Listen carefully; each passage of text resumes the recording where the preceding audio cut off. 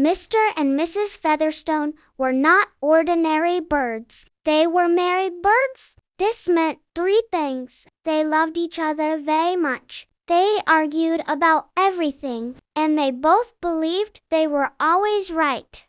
On this particular morning, Mr. Featherstone was sitting in the TV room on their soft nest sofa. He was watching his favorite show, Extreme Worm Hunters. His feathers were fluffed comfortably, and he held the remote in his claw like a king. Mrs. Featherstone was in the kitchen, which meant she was not happy. "Featherstone," she shouted. Mr. Featherstone froze. He slowly turned his head toward the kitchen. "Yes, my sweet sunflower," he said carefully. "Why?" she asked calmly. "Is there a pile of sunflower seed shells on the floor?" Mr. Featherstone looked down. There was, indeed, a pile of shells on the floor. He quickly tried to cover it with his foot. "That," he said confidently, "is modern art." Mrs. Featherstone appeared in the doorway. She stared at him. "That," she said, "is trash." "It's decorative trash," he corrected. She blinked slowly. "You said you would clean yesterday." "I was going to clean today." "You said that yesterday." "Yes," he nodded proudly. "I'm very consistent," she gasped. "You are impossible. And you married me," he replied. She paused. "That was my first mistake." He clutched his chest dramatically. Emotional damage. She rolled her eyes and marched back into the kitchen. "I am cooking lunch," she announced loudly. Mr. Featherstone immediately became interested. "What are you cooking?" he asked. "You'll see." "That sounds mysterious." "It's soup." "That sounds less mysterious." He went back to watching TV on the screen. A bird was diving for a worm. "Get it?" Mr. Featherstone shouted. From the kitchen came an annoyed voice. "Why don't you come help, instead of yelling at the TV?" "I am emotionally supporting him," he replied.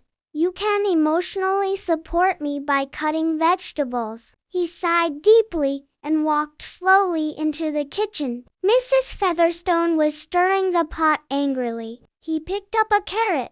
"What do I do with this?" She stared at him. "Cut it." "With what?" She pointed at the knife. He picked it up carefully. He looked at the carrot. He looked at the knife. He looked at her. "This seems dangerous," he said. "You survived flying into a ceiling fan last week," she replied. "That was an accident. You did it twice." "I thought it stopped." She shook her head. "Just cut the carrot." He cut one tiny slice and held it up proudly. "Done." She stared at the small slice. "That's one slice. We need 20. He froze. 20? Yes. This is too much responsibility. She grabbed the knife.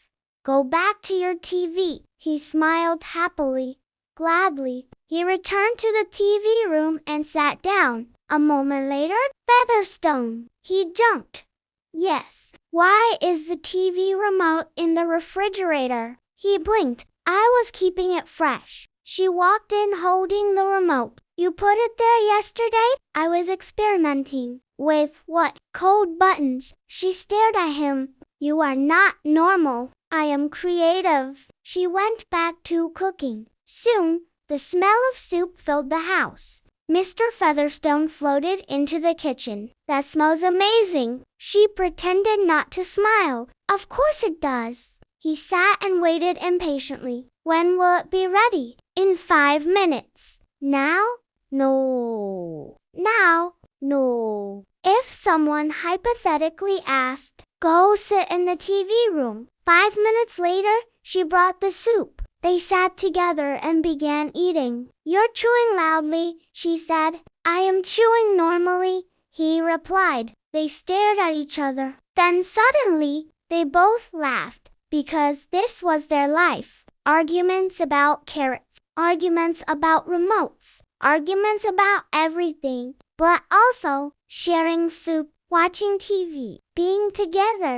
"You are still my favorite bird," he said softly. She smiled. "You are still my favorite bird too." They sat quietly together. The argument was over, for now, because tomorrow, there would definitely be another one.